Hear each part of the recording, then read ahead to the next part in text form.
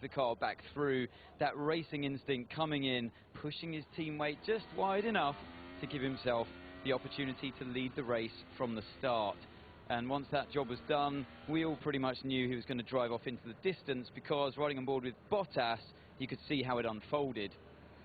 From the grandstand seat in the Williams, he loses out there in second gear, just a bit of wheel spin. That enables Vettel to come past as well, but keep an eye on the two guys out in front. That's the moment in front where Hamilton's just easing his teammate onto the curb. Rosberg, you know, fair play to him, tried his best. He had to hang on in there on the outside. He knew it was a lost cause, really, but he had to give it all he could because of the start. So because of that, it was fighting all the way through thereafter for him.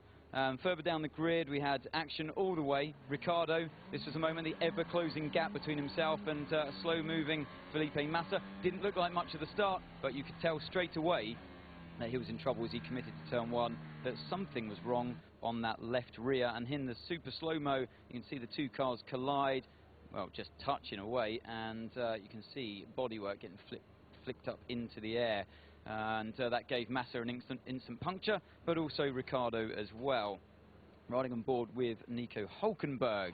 He got a great getaway, initially getting straight past the McLaren on his right-hand side, and then looking for a gap to the right of Carlos Sainz. And I'll just slow it down for you so you can take it all in. So Massa there on the outside locking up. We have to go right onto the curb, make contact. In a way, that's a knock-on effect that hits our teammate Perez off out of the running as well. So Hulkenberg, very lucky, extremely lucky to get away with that one without any damage to his car. And off board here, I'll just pause it so you can take it in.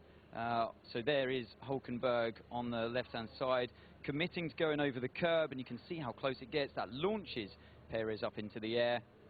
And he was lucky not to end up in the gravel, or even worse, go as far as hitting the barrier on that left-hand side. So, yeah, well recovered by Sergio Perez, and yeah, some pretty solid cars out there as well, enabling drivers to get back on and get back into the race. So, yeah, pretty tricky stuff into turn one, as always here in Suzuka.